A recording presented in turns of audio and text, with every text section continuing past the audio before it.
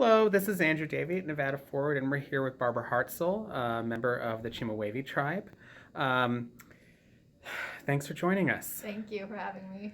Now, moments ago, President Donald Trump made his announcement in Salt Lake City, um, his plans to drastically reduce two national monuments in southern Utah. The Bears Ears National Monument, which was declared by President Barack Obama in 2016, and Grand Staircase Escalante, which was declared by President Bill Clinton in 1996. First off, how are you taking this? I just think it's pretty disgraceful, and I think this is, another bureaucrat, as he claims that he's not, our president, has now removed protections from lands that have been here in existence long before any kind of designation, and to sit there and say that he is going to remove those safety. So,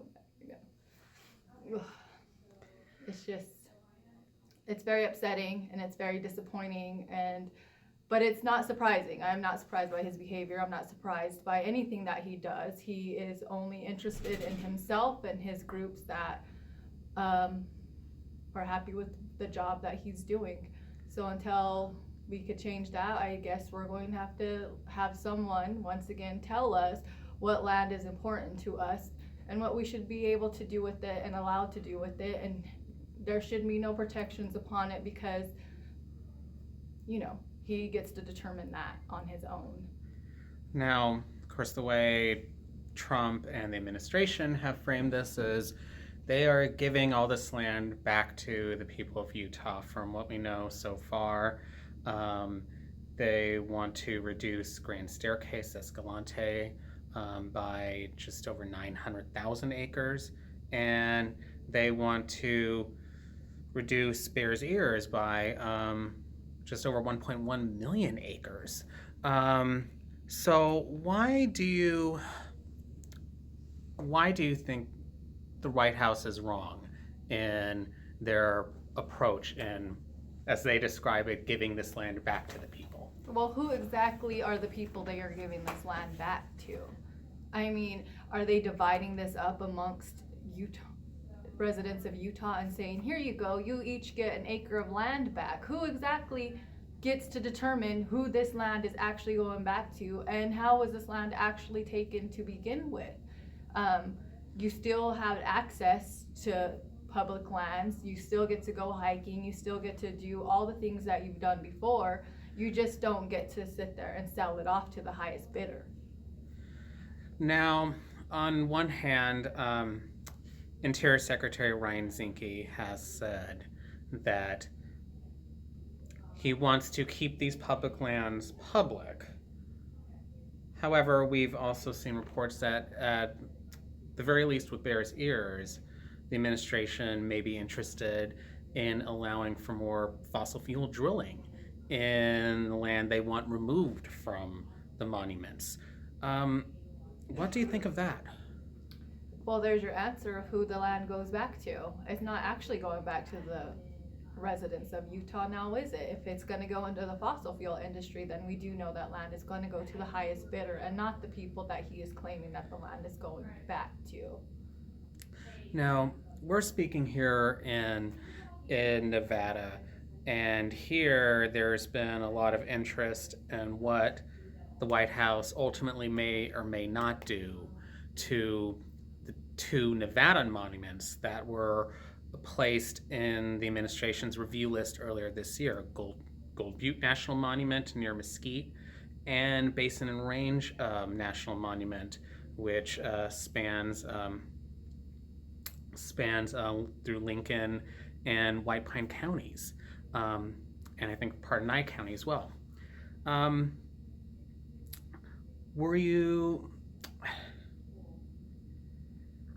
you relieved at all when President Trump did not say anything about the Nevada monuments? It's kind of bittersweet on that. Like, yes, we are here in Nevada. We were fortunate that Gold Butte or Basin Range was not mentioned in his limitation but it doesn't take away what he did to the other places that fought so hard for these lands. Obviously, there's a voice out there beyond just our presidents to determine if this land is of importance or not. There's people who wrote letters and participated in many functions to make sure that there was a voice out there saying, please save these lands for our future. That's what they're for. They're not to be sold off to whoever has money for whatever purpose they think is beneficial. How is that beneficial to our children that they don't get to go and see these lands, that they don't get to have it, and then we're gonna have a fence pulled up because they're gonna say, well, we're gonna decide to, do have the fossil fuel industry here on these lands. And yeah, that's really beneficial for our future and our kids and the people of these states and of America. Now, one constant line of criticism we've encountered this year throughout the review process, a lot of community leaders, including local community leaders here in Nevada, have complained that the administration hasn't really taken their views into account. And that includes many Native American communities in this state. When Interior Secretary Ryan Zinke visited here in July, he made a visit to Gold Butte, but didn't seem to include any representatives from the Paiute tribes or even anyone from Clark County.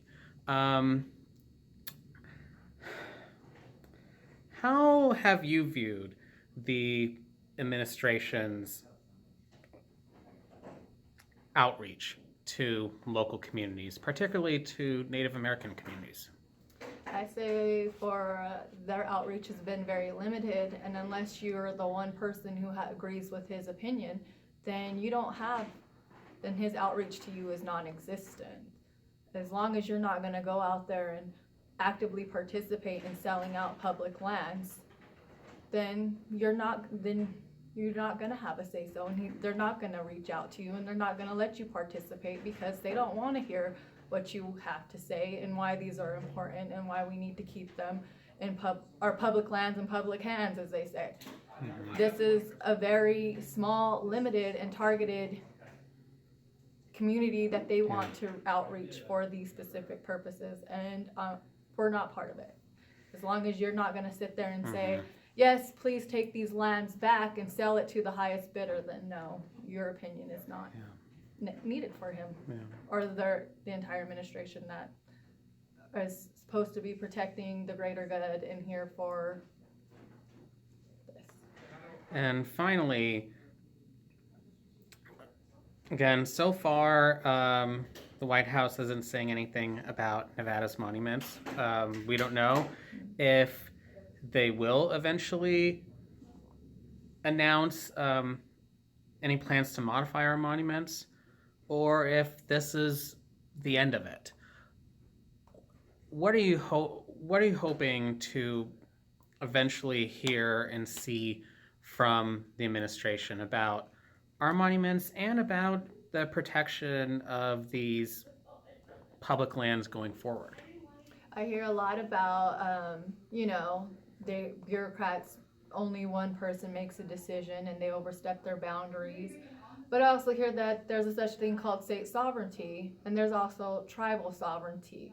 And that I think those need to be put in there as well, that if a state wants public lands and they've made the claim and they've got the people and everyone, the outreach out there saying the same thing, if they reach out to the tribal nation that is there and has a say-so in the matter, and if they're all in agreement that this is what is best for our state, then I think that should definitely be taken into consideration.